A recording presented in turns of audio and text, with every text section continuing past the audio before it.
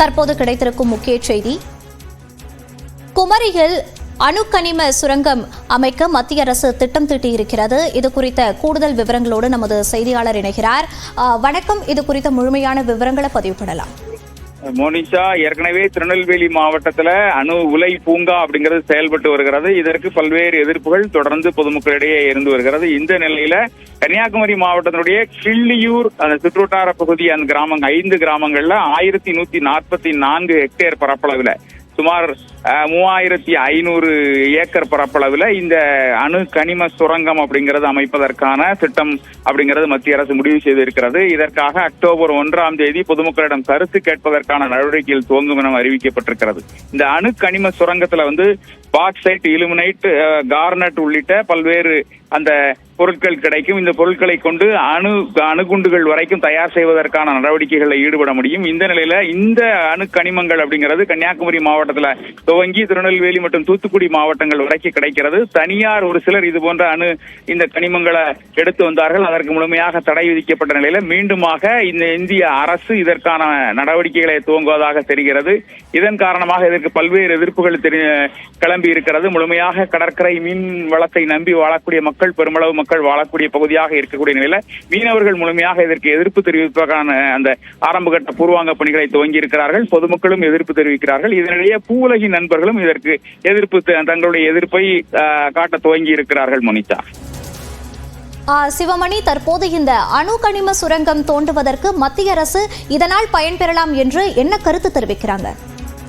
அதாவது அணுக்கனிம சுரங்கத்தின் காரணமாக அணுகுண்டுகள் செய்வதற்கான அந்த மூலப்பொருட்கள் அதற்கு கிடைப்பதற்கான வாய்ப்புகள் இருக்கிறது. ஏற்கனவே அந்த கடற்கரை பகுதியில் கிடைத்த திருநெல்வேலி மாவட்டத்தில் மட்டுமல்லாது தூத்துக்குடி மாவட்டத்திலையும் இது போன்ற அந்த கனிமங்கள் எடுப்பது அப்படிங்கிறது தனியாருக்கு அனுமதி கொடுத்திருந்தார்கள். அந்த அனுமதி முழுமையாக ரத்து செய்யப்பட்டு விட்டது. முழுமையாக இந்த தமிழக திருநெல்வேலி மாவட்டம் மட்டுமல்லாது கன்னியாகுமரி மாவட்டத்தில் அரசு சார்பில் அணுக்கனிமங்கள் எடுக்கப்பட்டு வந்தது. தமிழக அரசின் சார்பில் எடுக்கப்பட்டு வந்தது. அவையும் முழுமையாக எடுக்கப்படாத சூழ்நிலை தற்போது மீண்டுமாக இந்திய அரசு இந்த அணுக்கனிமங்களை எடுப்பதற்கான நடவடிக்கைகளை துவங்கி இருக்கிறது. அதற்கான ஆரம்ப அறிவிப்பை வெளியிட்டு முதற்கட்டமாக, அதாவது எந்த ஒரு நடவடிக்கையை துவங்குவதாக இருந்தாலும் மக்களிடம் கருத்து கேட்பது அப்படிங்கிறது அதற்கான சட்ட திட்டத்தில் இருக்கிறதன் காரணமாக அவர்கள் அக்டோபர் 1 பொதுமக்களிடம் கருத்து கேட்பதற்கான அந்த நடவடிக்கையை துவங்க இருக்கிறார்கள். அதுல இந்த பகுதி, அதாவது கன்னியாகுமரி மாவட்டத்தை பொறுத்த வரைக்கும் பார்த்தோம் அப்படின்னா 50% மேல மீனவ மக்கள் வாழக்கூடிய பகுதியாக இருக்கிறது. மீனவ கிராமங்கள் அப்படிங்கிறது 50க்கும் மேற்பட்ட மீனவ கிராமங்கள் இருக்கிறது. அந்த மீனவ மக்கள் முழுமையாக அந்த அணுக்கனிமங்களை எடுத்தால் தங்களுடைய வாழ்வாதாரம் முழுமையாக பாதிக்கப்படும். எனவே இந்த அணுக்கனிம சுரங்கத்தை கைவிட வேண்டும் அப்படிங்கிற கோரிக்கையை தற்போதே சொல்ல துவங்கி இருக்கிறார்கள். அக்டோபர் 1 நடைபெறக்கூடிய அந்த கருத்து கேட்பு கூட்டத்திலும் முழுமையாக தங்களுடைய எதிர்ப்புகளை பதிவு செய்வார்கள் என எதிர்பார்க்கப்படுகிறது. மோனிஷா, சிவமணி, தற்போது இந்த அணு சுரங்கம் அமைப்பதற்கு எதிர்ப்பு தெரிவிக்கிறார்கள் மீனவர்கள். இதே போன்று அதற்கு ஆதரவு தெரிவிக்கும் அமைப்பு ஏதேனும் அங்கு குமரியில் உள்ளதா? தற்போதுதான் இதற்கான அறிவிப்பு வெளியாகி இருக்கிறது. இந்த நிலையில கன்னியாகுமரி மாவட்டத்தை பொறுத்த வரைக்கும் இந்த அணுக்கனிம சுரங்கத்திற்கு எதிர்ப்புகள் தான் மிக அதிகமாக இருப்பதற்கான வாய்ப்புகள் இருக்கிறது. அந்த அணுக்கனிம சுரங்கத்தை பொறுத்த வரைக்கும் அவர்கள் இந்த முழுமையாக 1144 ஹெக்டேர் பரப்பளவு அப்படிங்கிறது பார்த்தோம் அப்படின்னா 3000 ஏக்கர் நிலப்பரப்புல அவர்கள் இந்த அணுக்கனிம சுரங்கத்தை முழுமையாக வெட்டி எடுக்கக்கூடிய நிலை, அவர்கள் எடுக்கக்கூடிய நிலை ஏற்பட்டால் அந்த பகுதி முழுவதுமாக அவர்களுடைய கட்டுப்பாட்டில் சென்றுவிடும். மீனவர்கள் அவர்கள் தங்களுடைய பணிகளை செய்வதற்கு கடற்கரைக்கு செல்வதற்கோ மீன்களை பிடித்து வருவதற்கோ அதை உலர்த்துவதற்கான வாய்ப்புகள் இல்லாமல் போகும். இது போன்ற சூழல் ஏற்பட்டால் தங்களுடைய வாழ்வாதாரம் முழுமையாக பாதிக்கப்படும் என்ற அடிப்படையில மீனவ மக்கள் முழுமையாக எதிர்க்கக்கூடிய நிலைதான் காணப்படுகிறது. தற்போது வரை அதற்கான ஆதரவு நிலைப்பாடு அப்படிங்கிறது தற்போது வரைக்கும் அதற்கான எந்த நிறுவனங்களோ அல்லது மக்கள் அமைப்போ அதற்கான ஆதரவு எதுவும் தெரிவிக்கவில்லை. இன்னும் அக்டோபர் 1 அப்படிங்கிற நிலையில அதுக்கு முன்பாக அரசு சார்பில் இருக்கக்கூடிய ஒரு சில அரசியல் கட்சிகள் அதற்கு ஆதரவாக செயல்பட வாய்ப்பு இருக்கிறது. ஆனால் பெரும்பாலான மக்கள் இந்த அணுக்கனிம சுரங்கத்தை முழுமையாக எதிர்ப்பதற்கு தான் வாய்ப்பு அதிகமாக இருக்கிறது. மோனிஷா,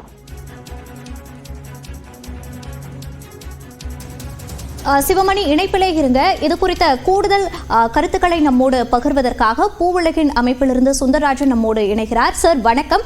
தற்போது இந்த அணு கனிம சுரங்கம் அமைக்க மத்திய அரசு திட்டம் தீட்டியிருக்கிறது. இந்த சுரங்கம் மூலமா என்னென்ன பாதிப்புகள் நிலத்திற்கு ஏற்படும், அதை சார்ந்திருக்கக்கூடிய மக்களுக்கு என்னென்ன பாதிப்புகள் இதன் மூலமா ஏற்படும்? ஏற்கனவே அந்த பகுதி கடுமையான கதிர்வீச்சு, இயற்கையான ஒரு இந்த பொருட்கள் இருப்பதால் கடுமையான கதிர்வீச்சு அதிகமாக உள்ள பகுதி. அதுவும் இந்த இந்த இந்த மாதிரி கனிமங்களை ஒரே இடத்தில் குவிக்கும் போது அந்த கதிர்வீச்சின் அளவு மிக அதிகமாகி ஏற்கனவே தமிழ்நாட்டின் கடற்கரையோர கிராமங்கள், குறிப்பாக கன்னியாகுமரி, திருநெல்வேலி, தூத்துக்குடி போன்ற பகுதிகளில் கடற்கரையோர கிராமங்களில் மக்கள் கடுமையாக பாதிக்கப்பட்டுள்ளனர்.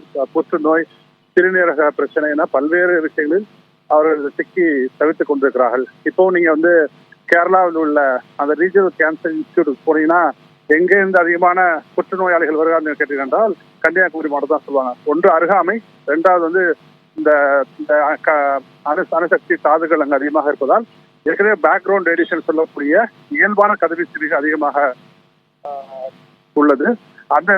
இதை கணக்கில் கொள்ளாமல் அங்கு ஏற்பட்டு கொண்டிருக்கின்ற கடலரிப்பு, பல்லுயிரிய வளத்தின் சிக்கல், அழிவு எந்தவற்றையும் கணக்கில் கொள்ளாமல் அரசு இதற்கான ஒன்றிய அரசாங்கம் இதற்கான அறிவிப்பானை வெளியிட்டிருக்கு. நிச்சயமாக அதிர்ச்சி அளிக்குது.